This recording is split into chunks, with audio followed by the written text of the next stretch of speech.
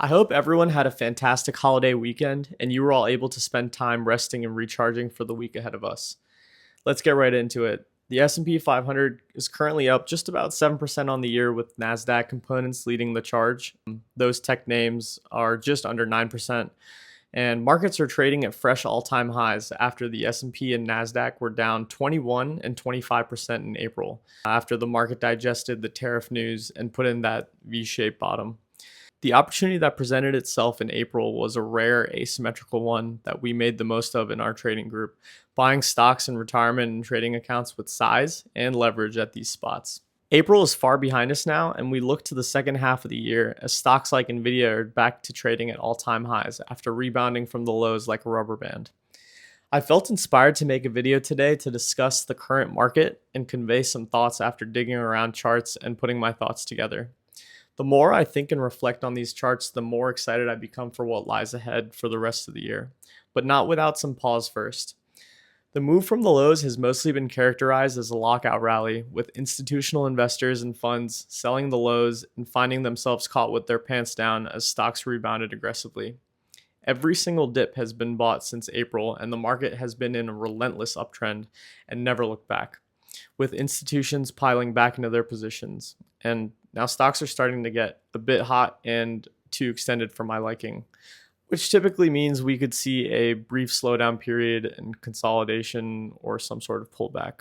This means only one thing for me though: there lies a greater opportunity around the corner for us. Despite this being a lockout rally from the lows, markets don't go up in a straight line forever.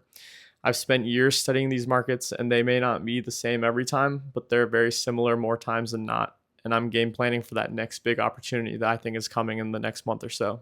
The last pullback opportunity came on June 11th and only lasted about a week, with the S&P dropping only about 2%, and since then has gained almost 6%, which is about another 340 points. Many stocks have become extended from their moving averages, their bases, and key levels, and now we've even seen rotation into sectors that had previously been laggards, which is a great sign for the market.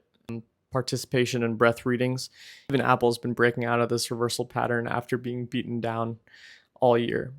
The percent of stocks above the 50-day is getting high, but is not yet at outlier levels yet. Sentiment surveys seem to be turning extremely bullish, and the S&P has closed above the 20-day moving average now for 49 trading days in a row, which is definitely an outlier value. And the S&P has also just had a golden cross, which is absolutely bullish, but not necessarily in the very short term.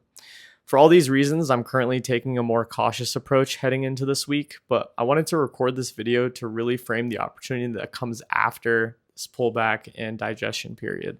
So I don't know how long the market will digest for, but should we be able to briefly slow down here, I would find myself repositioning quite aggressively for the end of the year and look forward to loading size in certain sectors and baskets that I think will outperform, and taking more of a buy and hold approach with leverage for longer term swings for this end of year move and zoom out to see the big picture. The market is trading at all-time highs with a V-shaped bottom, and the Fed is just now about to start cutting rates. So fundamentally, I don't think there could be a more bullish picture. And I have a feeling that this second half of the year could look and smell a lot like the market we had in 2020 to 2021, with the Russell 2000 and small cap names shaping very nicely and hinting at some major reversals and potentially breaking out of that multi-year base like a launching pad. I look forward to covering these names and opportunities in the near future in the group, and I wanted to share my outlook with you all in this video to clearly convey my sentiments on what I think is to come. So thank you all, and I hope you have a fantastic week ahead. See you in the Discord.